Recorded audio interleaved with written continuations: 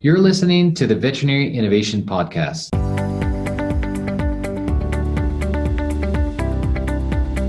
You're listening to the Veterinary Innovation Podcast. My name is Shawn Wilkie, and along with my awesome co-host, we interview the innovators in this space every week.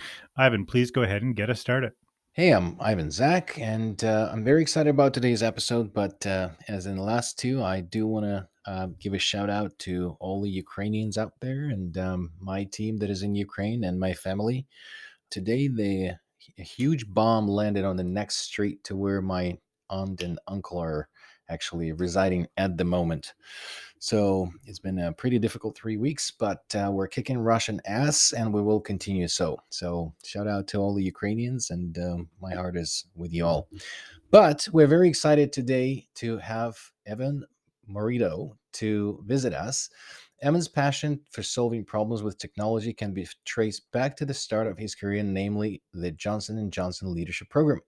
His love of technology mixed with the hunger for innovation led Evan on his journey through a range of companies, from chief of staff at Bonobos to employee number 5 at Tuft and Needle, to finally founding his own company built a foundation of amazing culture and an important mission.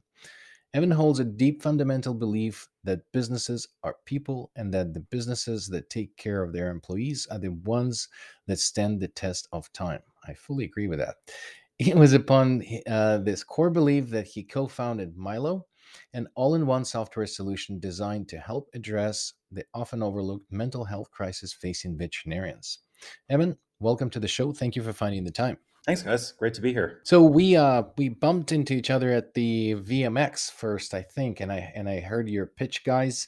It's a really cool space. I think it's sort of reinventing itself. So out of all the ancient PIMs that are out there, PIMs are not an easy game, I would say, in the space. It takes a lot of time to develop and to get to the product market fit. But why I think it's a good time today for you and your team is because a lot of PIMs were just acquired in the last couple of years by consolidators. So before that, the acquisitions were usually by the large companies, IDEX and Covetrus, and then now large consolidators started thinking about their in-house solutions. So they went through acquisition. So you're in the good spot today. So congrats.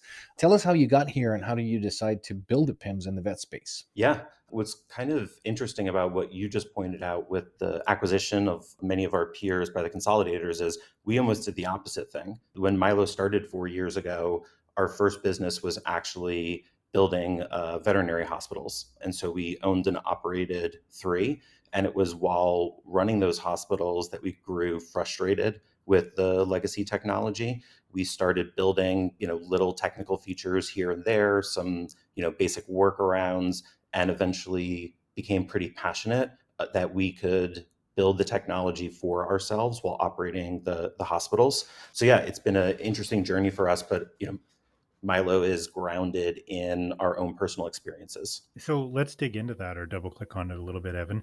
So you had 3 hospitals. What were you running for practice management software that made you so frustrated? The first hospital that we acquired was on Avamark, and then the next 2 hospitals that we built as de novos launched on Cornerstone. Those are not frustrating PIMs. No, So yeah. what did you find frustrating in that? Yes. Mind you, like that software just does, as you both know, so much that kind of going in and trying to rebuild that was a huge challenge. So we had the benefit of hindsight that we got to operate the businesses, pick our favorite parts of the software, pick the parts that we didn't like, and then kind of build piece by piece. We actually started with texting was the very first product that we built, and that integrated into the PIMS. And then eventually we got into medical records and scheduling and all of the other features that fit within a practice management solution. So Evan, how did you go from building veterinary hospitals to starting a software company? If that's not a pivot, I don't know what is. Yep. So Milo, my co-founder, and I, Matt's a full stack CTO. I've been a technical product manager and data kind of hound my entire life. So we had a pretty technical team from the start, and we always looked at problems through the lens of technology. So it was quite organic that we had the skill set to build some of these features that we were working on as we went. Yeah, it makes tons of sense. I get that, but I'm still like, I mean, you must have been so frustrated in order to kind of pivot into a software company. And so, when was that like aha moment, and why did it happen? Well, so with the original business model for Milo, as Ivan kind of pointed out, my backstory, I'm very passionate about teams and employees. Like employee first culture leads to great customer roles. And what I found was that by building better hospitals and building more hospitals, we weren't solving the core problem that was surfacing in veterinary medicine, which is the burnout, that we don't have enough veterinarians to meet all of the demand that's out there. And really, the one thing that we had built within our hospitals that could help with that was technology, was making the workflows more efficient. So that was kind of the aha moment. And then you couple it with what you mentioned at the start around a lot of hospitals groups are buying up software packages.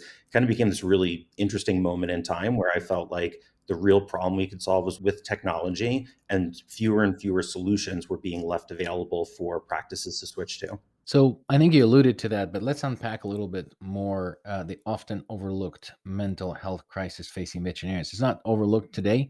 I think a lot of people are paying attention. I think, and we've been a part of sort of being vocal about it, and there's tons of initiatives in it. I spent the last 3 years researching burnout and how it contributes to the daily life of the veterinarian. So, how do you think software can really influence the solution to this problem? Yep. Well, there's a saying in software engineering, right? That is, software is really good at doing like the same simple thing over and over again. And when we were operating the hospitals, we would see veterinarians, we would see staff members kind of repeating the same mundane process over and over again. And those same people are the people that care for the animals, that bring the patients inside, that makes everything either go fast or go slow. So a lot of Milo was built first for the front of house. So we actually saw most of the inefficiencies occurring in the hospital, and where doctors would grow the most frustrated was a pet parent didn't submit their medical records before the appointment. So we tried to make the front of house operations, the intake of the patients, more smooth, and that could lead to a better, faster experience in the back of house. So we kind of always view it as the quality of care cannot move, right? Like that's up to our medical teams. And that's not something that we want to try to cut scope from. It's the inefficiency and the handoffs that are occurring in and around the medical care that we think we can, shave minutes here, seconds there, and those can add up over the course of a day, over the course of a year. So is Milo a product that is geared towards general hospital or more emergency hospital, or what is your sort of core persona that you're working towards? Definitely the kind of general practice, the companion animal, not specialty at the moment, not emergency care. We do have some urgent care within the portfolio that we serve right now, but largely it's the kind of general practice that we're tailor made for. And the customers change in the last sort of 5 years. Both veterinarians and the pet owners are different. So, are you addressing both sides of the equation and sort of this growing millennial veterinary population and what is now new Gen? The one that you're not in. Gen Yeah, Z. thank you. And that one. So when we started in 2018, when we proposed things like online appointment booking or texting, we were laughed out of the room. There was just no way, right? And now one of the largest search volumes that we see people coming to the Milo website for is the specific search term online booking. So I think there has been a fundamental shift. I think COVID precipitated a lot of it, right? With curbside forced all of these technology experiences to be created that would allow for, kind of contactless experiences with the pet parents. And then you've also alluded, I think the pet parents have wanted, let's say, online booking for quite some time. And maybe the medical teams and the hospital staff weren't prepared for it, didn't have time to think about it. But we're seeing kind of both sides, the customer and the employee, embracing these new technologies. One of the things that we talk about within Milo is so much of what you're doing is communication. It's pre-visit, it's post-visit, it's coordinating the visit.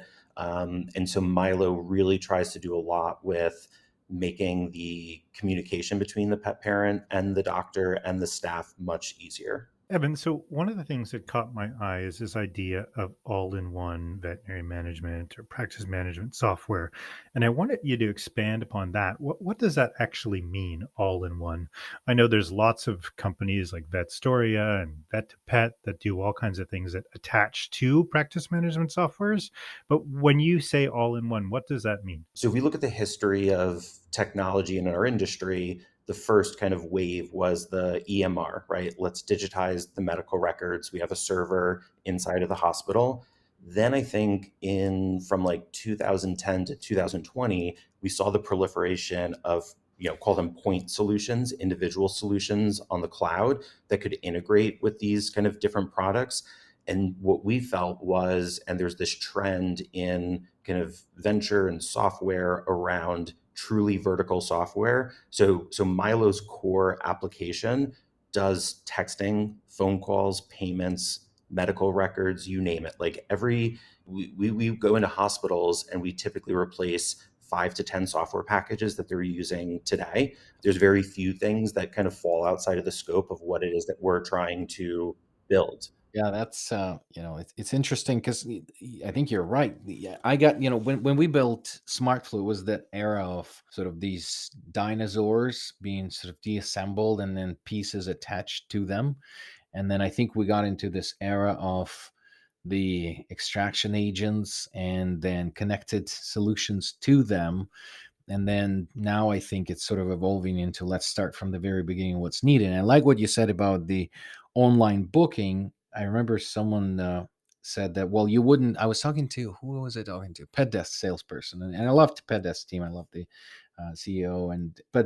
What they said to me, they said, because they couldn't write back at that Yep. time. And they said, Yep. well, you wouldn't want anybody to book into your calendar just by themselves. Yep. And I said, that's exactly what people do for me when I'm in the clinic. The front desk never asks me how I want my appointments to book. I just Yep. open my schedule and I go and do what I'm told.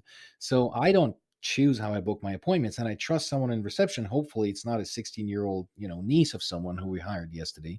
But essentially that's what happens. And if you put a good guardrails about it, I do want people to book into my schedule and just, not think about that as a part of the process. That's such a perfect example and kind of the example of why we pivoted into something we said we would never do, which is to build an entire PIMS. Is it's the direction of data, right? And so when all of the data is under one roof, you can do both magical things, but you can also do basic things, right? And so if you book online and it doesn't make it to the calendar, how much time are we actually saving? And so, for Right. example, within the Milo workflow, we built that exact feature that you were kind of alluding to, which is we have guardrails. You can decide things like what is the closest to the actual appointment time. Somebody can just go onto the calendar and book. Do you want that 24 hours? Do you want that to be 1 week out? Which types of appointments are allowed to book on the calendar? These are all very simple problems for Yep. software to solve, but they're also very hard if you're trying to integrate with solutions that don't offer modern APIs or they're not willing to let you write the data back in. Or train someone niece who you hired last Yes, week. yes, yes. Because usually hospitals don't have those protocols, and then you have to train someone, then they still screw up, and then the owner of the clinic where you do locum, as I usually did, they will double, triple book on top of what you already booked, and then they're like, well, you just deal with it. So what's the point of doing that? Now, everybody, pandemic forced us all into another sort of niche that, I think there was like 50 companies in 2020 that all build telemedicine. So, and I think that there's zero companies that well adopted it, well, aside from probably Modern Animal and Bond Vet. Mhm. So, do you have anything on that front on telemedicine and functionality? I mean, texting is kind of that, you mentioned that, but in Yes. terms of the visual and others. Yep. I get in trouble with my team a lot when I'm asked to answer this question because I have a very strong point of view that the telemedicine solutions that initially came out were not solving the problem. I think many of us that were in the industry already knew with all of the kind of laws in each state that say you have to see the patient physically, once per year, you were going to be very limited in what you could actually do with a video chat, right? It's akin to pediatrics, as the parent, I can't tell you what the baby's feeling and the baby can, speak to you. So that physical encounter is so important. And then you've alluded to what we ultimately found was the solution, which is texting. So Milo has a video chat feature, if you will, super easy, and sometimes that does make sense. But more often than not, texting provides such a better platform. Like, trying to get your dog to limp on a live video is much harder than recording that video, sending it to the doctor. So the doctor is watching a 30-second clip and then can decide that's normal, you should come in. But we very quickly moved away from telemedicine and basically doubled down on texting, and it paid dividends for us and our growth and the happiness of our users. For sure. And this is what the conclusion was of all telemedicine, is that people are more scared of visual telemedicine than of phone calls, and people are scared of phone calls to begin with. Well, I am. I don't pick up the phone. So expecting someone to jump on the video, I mean, with the Zoom it's a little easier, but with the pet, as you said, holding it on your lap, your Great Dane, or making them walk and limp. And I mean, I think it's only good for like incision checkup. Maybe that's, and still you can take a picture of it and send Right. it with text. So I totally agree. And I think and the engagement, is easier when people can text you and then expect the answer back. So totally with you. And I mean, Pets app is totally built just on that. So that's great. So are you implementing any sort of workflows that assume not just the appointment or sort of engagement, but then there's a sort of a triage before the appointment through this texting? Yeah, so the first de novo that we opened it pretty much on the premise that we were a texting hospital. And so all new business came through texting. We had 99% of customers that ever walk through the hospital door send us a text message. So if you think about downloading an app and having app installs and, are you on Android or are you on iOS? Everybody has SMS. And so it turned into lots of appointment bookings, lots of questions from people that weren't customers, but it was actually easier for the staff and the medical team to say, hey, this is actually a visit that you need to come in for. This is an examination.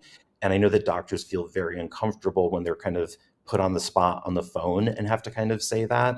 It's really built around the individual hospital experience. I think a lot of the texting triage and telemedicine platforms were trying to be decentralized, maybe trying to build an on-demand model. We are very focused on kind of selling into an individual hospital or a group of hospitals and providing all of these features as a solution for them, not necessarily trying to roll out, texting across all veterinary hospitals in the country. Evan, I think it's really interesting, kind of given the background and the initial start of Milo, where you basically were founded inside a veterinary hospital that you co-founded or owned. And one of the things that I think is interesting is, I think Shepherd Software is really the only other one that comes to mind that kind of had a similar, I guess, coming to life story. But how are you guys going to keep that up? And what do you do from a interaction from users and defining your roadmap? And how are you going to stay close to the customers to ensure that you have that kind of, I guess, core stay your core? Before founding Milo, I've always worked at companies that have incredible dedication to customer service teams that invest heavily into customer service teams. And so at Milo, we are very invested in customer success. So one of our promises to all of our customers is you have a minimum of 2 hours per week with your customer success manager.